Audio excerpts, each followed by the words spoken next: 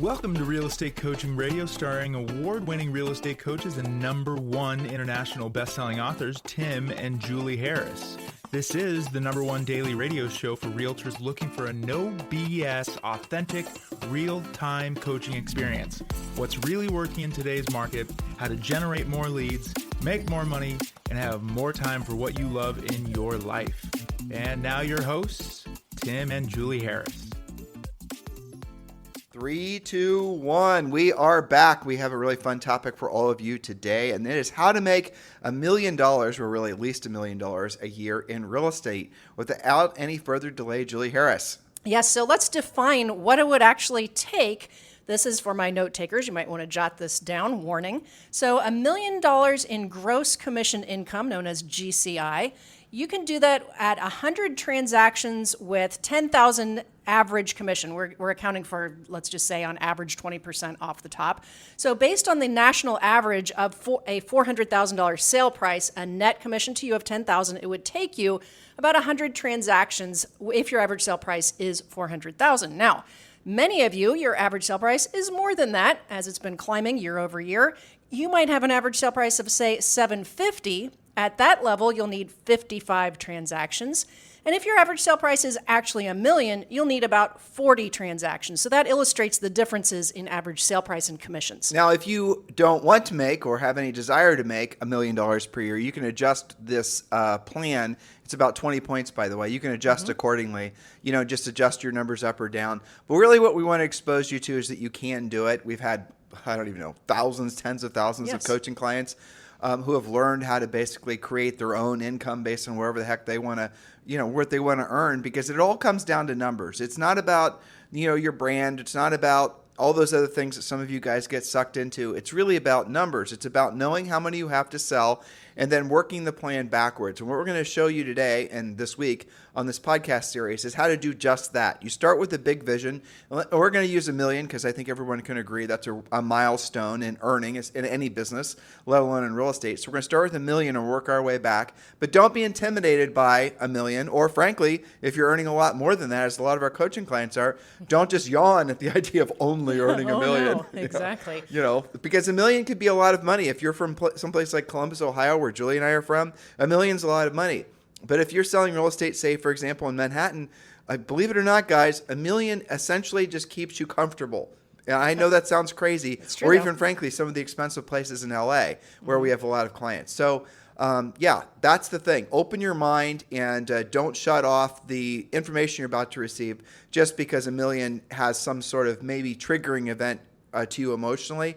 What we're, again, focusing on is showing you that you can do it, and it just all comes down to numbers. That's right. So adjust accordingly. All the points are going to apply to everybody listening. Part 1, again, this is a 5-part series for this week. Part 1, number 1, decide and accept the fact that your success is up to you and only you. Your saying, your mantra should be, if it's meant to be, it's up to me. It's not up to your broker, your market, the interest rates, or who's president. It's up to you, so be responsible for your own success and own, O-W-N, own it all. There will be at least 4 million sales this year, probably more than that, but at least 4 million sales in this country. How many will you be involved in? So the most recent estimate from NAR, was it, Julie? Was that there are going to be 4.8 million transactions this year, right? We can talk forever about the numbers and the statistics and all the rest of it, but here's the thing. That's a lot of home sales, especially when you consider each one of those 4.8 million transactions equates to 2 commission checks usually. That is an opportunity to earn a lot of money. So the problem with a lot of the information that's out there that a lot of you guys are reading and consuming and believing is that you're going to believe that there's not the opportunity for you to earn $1 million or $2 million or even $100,000. You're going to believe that the opportunity is not there, and that's absolutely not true. Matter of fact, we'll go as far as to say, and Julie just read you guys some mindset points, the opportunity to make a lot of money is actually easier now than it even was in the past seller's market. Why? Because so few people have the skills and so few people, frankly, have the mindset to go after the market because of this market. So, Julie, we're going to go through, I think today, 5 points, correct? Okay, perfect. That's right. So point number 2, invest your time before you invest your money. Remember that many people invest 4 years or more in a college education only to graduate, sometimes, with student loan debt and a job that they could possibly hate for the next decade or more. That's what most people do. And yet agents get really anxious if they just don't pop $1 million in 32 seconds. You can't skip learning and be earning at the level that you desire. That brings in a great Charlie Munger quote, right? Yes. People overestimate what they can do in a year, but they underestimate what they can actually do in 20. That's right. And that's where the work comes in. So if you work sporadically, you're going to get sporadic income, but work consistently and you'll achieve momentum a lot faster. The stages of learning, which you'll want to jot down real quick, these are real. I see this, the coaches see this every day in every single coaching call with every one of you. The stages of learning. The first one is called formulation. That's where you're getting ready to get started, creating your plan, doing some research, figuring out what you don't know yet. That's formulation. Then you get into concentration, and this is where many of our coaching clients are. This is doing the actual work, learning and actually using your skill. This is a lot of work, work, work. Sometimes I get results. Work, work, work. Where are my results? And then one day you get into the third stage, which is called momentum, repetitious, predictable success. Work, work, work. There's my results because I have honed my work, I have upped my skills, and now I have a predictable outcome and income. Those of you who have read or listened to our best-selling book, Harris Rules, and frankly listened to this podcast, you have heard us use, Julie just gave you the stages of learning. We've described that in the using the analogy of a plane taking off, and that's really an easier way to sort of visualize what Julie just said. But the bottom line is that you're a pilot, right? And your job, Julie and I just got back from ringing the bell on Times Square. What a magnificent experience that was awesome. Truly. Yep. I look at that picture and I say, how could that have just happened last Wednesday or Tuesday? I know. It's amazing. Yeah, so we were sitting in the plane, waiting for the plane to take off. You look out the window, you see the pilot and the co-pilot and everyone else checking everything, making sure everything's ready to go. All the passengers loaded, all the luggage where it's supposed to be, everything's ready to take off. So think about this, guys, then I'll relate it back to the stages of learning. And it's really important that you conceptualize what I'm saying because then you will relate to it and it'll actually help you. So imagine if you're the pilot and you're doing the job of checking out the plane. Now the plane's all loaded, everything's ready to take off, and you're now taxiing out to the runway. Now you're sitting, all of you, I'm sure, had this experience. Now you're sitting at the runway. The plane is ready to take off. The plane starts to shake and shimmy, makes all kinds of noise. And then the pilot throttles down and the plane just jets down, pun intended, jets down the runway. And then you could feel the front landing gear starting to lift off, and you can feel the plane starting to gain altitude, and maybe you get little bubbles in your ears, the whole thing. The plane starts, depending on what you guys get it. You've been through all of this before. Mm-hmm. So the plane is putting its most energy in while it's trying to get up. Usually the planes will level off at one altitude and then they'll go to another altitude. I don't know if you guys have noticed that. Yeah, so the plane's going to be shaking and shimmying as it's breaking free from the runway, trying to get up to cruising altitude. And once it's up to cruising altitude, then what happens? It gets quieter. They start serving your beverages. You can go to the bathroom. The pilot gets out and goes to the bathroom. Exactly. That always freaks me out. Totally. Yeah. So people get more relaxed. Your neighbor 2 seats away gets inebriated. You guys have all had those experiences most likely. Well, that's when you're at cruising altitude. And then occasionally what's going to happen is the pilot's going to know that there's storm clouds coming. Or maybe it's a quicker path for some reason because of the air currents. So the pilot's going to decide to go to the next level, and then he's going to throttle down again, and then he's going to go to the next level. You guys get that? You've all had that experience. Now, here's the thing that most agents and most people do in their lives is they will get ready to get started. In other words, they'll load the plane. Everyone will be ready to go. Everyone's going to be seat belted in. Everyone's going to be, and they're going to taxi out to the runway. Everyone's going to go, finally, we're going to take off. We're finally going to get to our destination. We know we have to get to cruising altitude, but the first thing that has to happen is we have to break the bounds of gravity and get up to cruising altitude. What most of you do is you spend too much time loading the plane and you never actually taxi out to the runway. That's what most people in their lives do. It's a lot of getting ready to get started. I'm going to lose 20 pounds this year, so I'm going to read a bunch of books, watch a bunch of videos, go to, join a gym, and then you actually start going, and then most people quit around April or May. That's a statistic that happens with gym sales, so much so that the gym industry actually counts on really great sales in the fourth quarter, even our first quarter, even overselling the amount of space they actually can have. In other words, if everyone who had a membership used the gym, they'd have problems because they know come second quarter, let alone third quarter, most people are going to back off. Because that's when it gets hard. That's when it gets hard, but that's when people fall back into their patterns, their comfort level the comfort of falling back into what was familiar, it sneaks back in them. That's the reason a lot of people have ups and downs in their weight, ups and downs in their finances, ups and downs in every aspect of their lives because they don't keep that throttle down. Remember what I said? You overestimate what you can do in a year. You could most people underestimate what they can do in 20. So if the pilot then, you're in the plane, you're the pilot, and if all of a sudden you start throttling down, some of you have gotten ready, get started, and now you're actually, accelerating to clear the runway. But then what a lot of you do is you'll actually take the throttle and you'll pull the throttle back. I think it's push the throttle forward or pull. Which is it? You'll slow down. I know, you slow down. There you go. You slow down, then you have to taxi all the way back. And then you have to do the whole thing again. In other words, you got ready to get started. You didn't put in consistent effort for long enough to actually clear the runway. Now, some of you, now we're dealing with probably less than 10% of you, will actually clear the runway. You'll actually get your plane in the air. And then as you're ascending to the point where you're going to be at cruising altitude, and by the way, cruising altitude are where things get super easy, relatively speaking. As you get to cruising altitude, what a lot of you guys are going to do is you're going to say, you know what? Oh, this is too much work. This is too much work. Or you're going to say, I'm going to go, you know what? I'm going to go chase this shiny object. Or, maybe, you're the pilot, right? Maybe I'm just going to go back and, maybe I'll just tell everyone we're going to hop in a Greyhound bus and drive to the destination. I got one. I'm going to hire a VA to fly the plane for me. Exactly. So, you know what? I need to go work on my brand or my logo or my team. Yeah. You have not actually gotten to the point where you've reached cruising altitude because you did not put in enough effort initially. And then what happens is the plane then has to re-land, go back, and then start the whole process again. If you have had a life that's all about getting ready to get started, and then maybe actually you clear the runway, and then you never actually get to the point where things start to get easy, that's the exact reason. Because here's what happens. If you keep the throttle down, and once you get all the way up to cruising altitude, the air is clear, it's a smooth ride. Like I said, you can start relaxing, and you can actually stay at cruising altitude for years. In the real estate business, you can stay in the cruising altitude for decades. And that will happen after 2 or 3 years if you really did put in the real work initially when you're getting your plane off the runway. If you didn't, you will never get there because you're always essentially starting over again. Oh, you know what? It was too much effort for me to load the plane. I'm going to go do something else. It's too much effort for me to clear the runway. I'm going to go try, this magic idea or take this magic elixir or take this red pill versus the blue pill. All these different things that you guys do. You don't focus. You don't follow one course until successful. Break free of that pattern because if you want to get to cruising altitude, that's really the only way you're going to do it. Now, here's the amazing thing about cruising altitude. Once you're there, you've got consistent money coming in. Your life is easier. It feels like, frankly, everything you say and do is almost on autopilot because guess what it is?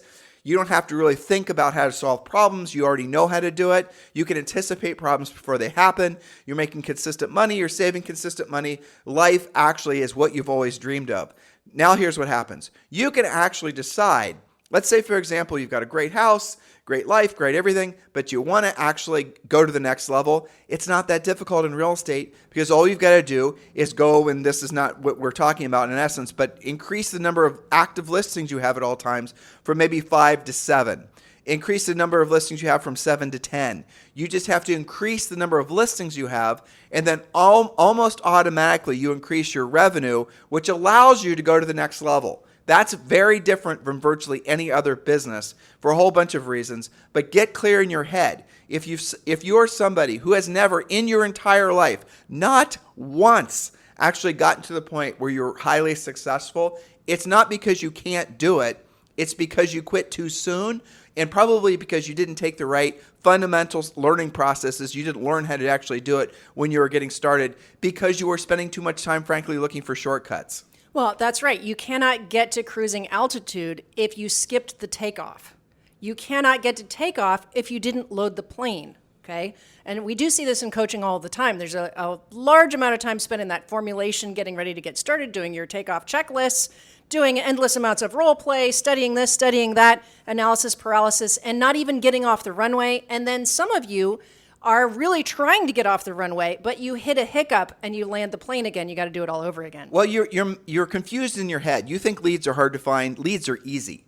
You think that leads are if we survey 1,000 agents and we ask, what is it that your biggest challenge? All of you are going to say lack of leads. Leads are never your problem. It's knowing how to pre-qualify the leads and making them into viable customers. That's where the challenge happens. I could drop 100 leads on an agent, and because the agents don't know how to pull out of all of those potential customers which ones are real, which ones are wannabes, and which ones are nevers, you are never going to actually learn how to make a lot of money. That's the reason that so many of you are so dependent on being fed leads where someone has actually done the pre-qualifying for you, but you're giving away, 40 and sometimes 50% of your commission because you just don't have the skill to know how to essentially pre-qualify the lead. Remove from your mind that leads are hard to get.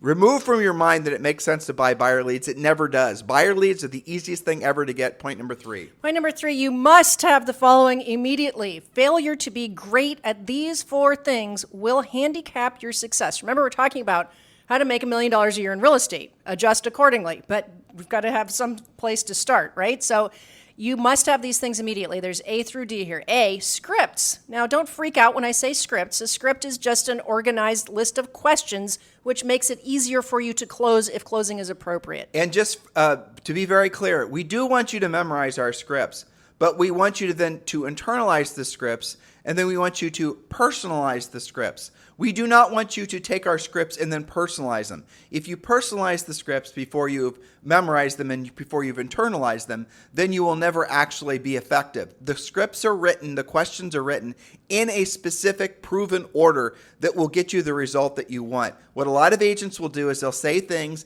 it's just not for me, those aren't my words. We know they're not your words. Of course they're not your words. There are scripts, but you've got to memorize the scripts because in the memorization, well, Julie, you explain it best. It's really the internalization. But exactly. But Julie is a professional musician. She used to play in orchestras, and when she was learning to play, you had to memorize the piece of music. But then after that, you would play it musically, which meant that's when you started to personalize it. Yes, and even before you memorized that piece of music, you had to have a whole lot of torturous, egregious scales in your head, in your fingers, and that would work. But without that, everything else was so much harder. You can't personalize if you don't understand why you're asking the questions that you're asking. That's the internalization part.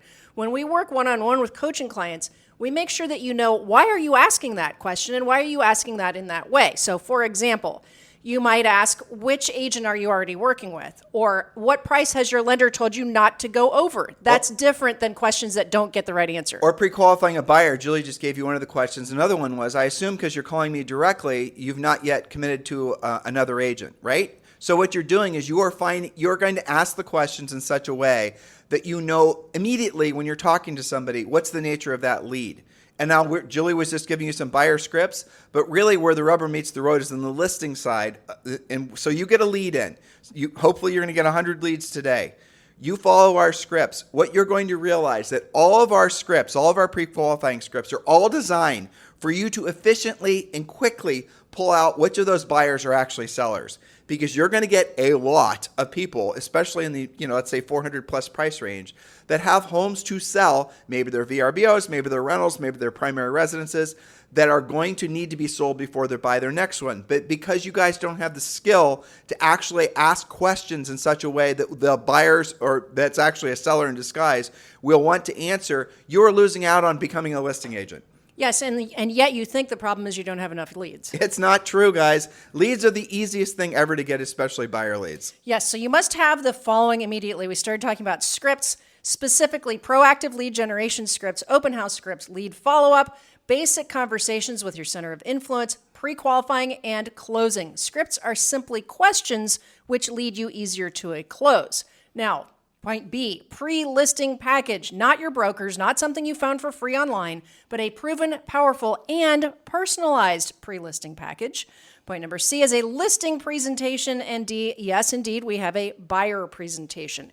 You cannot be wandering around in the wilds of real estate expecting to make a decent income if you don't have these things, not just under your belt, but polished. You have to invest in your time in these items before you spend your money on anything else. That's an excellent point, because all of you are being led to believe that your best efforts should be going towards your branding and your marketing and all the rest of it. Julie and I will coach you guys how to do all of those things, but you've got to understand all the marketing and branding in the world is not going to overcome a lack of skill. Full stop. I've seen so many agents fail that have had great Instagrams and YouTube videos and all the rest of it, but they absolutely positively do not know actually how to, pre-qualify. Well, maybe they can generate a lead, but they don't know how to pre-qualify the lead. And then if they actually get the lead to agree to a listing appointment, they have no pre-listing package. They have no listing presentation. They don't know actually how to do the work. The market where you could get away with a lack of skill is gone. That was a market that was being fed by fear of missing out, FOMO. So the buyers were going to buy anyway, with or without you. The sellers were going to sell with or without you because of the nature of the market. People were not that selective in who they were going to choose to work with. Now they are. And some of you are suffering needlessly because you're discovering on the job that people are not so readily willing to work with you because of the fact that they are discovering other agents who actually have skill, who are then winning that business. And that is going to just get worse, certainly over the next 12 months, maybe over the next 24 months. The last market was about who you know. Now this market's about what you know. That's what our coaching program is all about, and we've made it easy for you. Simply text the word Premier to 47372, text the word Premier to 47372, or just go to premiercoaching.com. You can join Premier Coaching right now for free, and that does include a daily semi-private coaching call with one of our Harris certified coaches. Remember, when texting, message and data rates may apply. Point number 4. Point number 4, you cannot be weird about being a salesperson, about talking about real estate, about talking to people. Don't be a secret agent. It is not profitable. Now, we did do a podcast called How to Be a Real Estate Rockstar for Introverts. So if that's your issue, you have got to get over this immediately. I'm not going to sugarcoat this. This is a thing. You cannot be weird about being a salesperson. This is a contact business, both face-to-face, voice-to-voice, video to multiple viewers, but ultimately real conversations. And I'll never forget something I heard from Jeb Blunt, Fanatical Prospecting. He said, and he studies and teaches not just real estate salespeople, but salespeople in general. He said after studying and teaching all of this at corporations, et cetera, he said the number 1 and number 2 salespeople in any organization make on average 40 to 50% more calls than the number 3, 4, or 5. And once you're below 5, the rest of them are virtually making no contact. Well, there would be a relationship there, wouldn't there? Now, a contact, ready, listeners, listen to what Tim and Julie Harris are saying, because this is something that will save you an unbelievable amount of trial and tribulation, but also stress. A contact is a conversation using your voice with a decision-making adult. It's not someone who opened an email. It's not someone who viewed your video. It's not someone who liked your whatever. It is a conversation with a decision-making adult. If you want to have a very unfair advantage in this marketplace, call people. Have conversations, because everybody else, especially if, look at the agents in the last, 74% of the agents that are in the industry right now have only been in the business for 15 years or less, which means they've only come in the industry when all the focus was on branding, marketing. You guys, it's not always been like that. It's not because the old ways are the old ways and the new ways work better. It's just because when the market is buoyant and it's a seller's market and there's FOMO everywhere in the market, marginal ideas rise to the top because they seem sexy. But when the market changes, what you're going to discover are, especially now, if you have the ability to have a conversation with someone using a scripted professional approach, you will 100% of the time have an advantage over the agents who've never learned those skills. And the probability of you competing with anybody who's actually has those skills is virtually nothing, because like I said, 74% of the agents have only been in the business for 15 years or less. In the last 15 years or less, most of what's been taught to agents has resulted in their premature failure in the real estate industry, which is one of the reasons that we believe that the failure rate for agents has actually, the lifespan of a new licensee has gone from basically 2.5 years. Now we believe, based on our own tracking, that it's now around 14 months. So why is that? It's because agents are not being told the truth about what it takes to be successful in this business, in any market. It's about being willing to have purposeful, meaningful conversations with your prospects that lead them to a decision about buying or selling real estate. Everyone believes that you're supposed to drip on them, put them in a CRM. do a video for TikTok where you're dancing around pointing at words. That's somehow in your minds going to make it so that you don't actually have to have the skill set to have meaningful conversations with folks. Please, you keep doing your social media. You keep doing what you're doing, but learn to have the purposeful, direct conversations. If you combine passive lead generation with proactive lead generation with the skills to have conversations, you right there are the most phenomenal agent in your marketplace 100% of the time. So keep all these thoughts in your mind, because the reality of it is this market is going to crown new kings and queens. This market is going to make it so that maybe agents that wouldn't have been very successful in the previous market are going to dominate. And it all comes down to what you know. And if you want to enhance it with who knows you, then go for it. In the meantime, guys, thank you for keeping this #1 listen to daily podcast for real estate professionals in at least the United States. Tomorrow is day 2. Have a fantastic day. This podcast is a part of the C-Suite Radio Network. For more top business podcasts, visit c-suiteradio.com.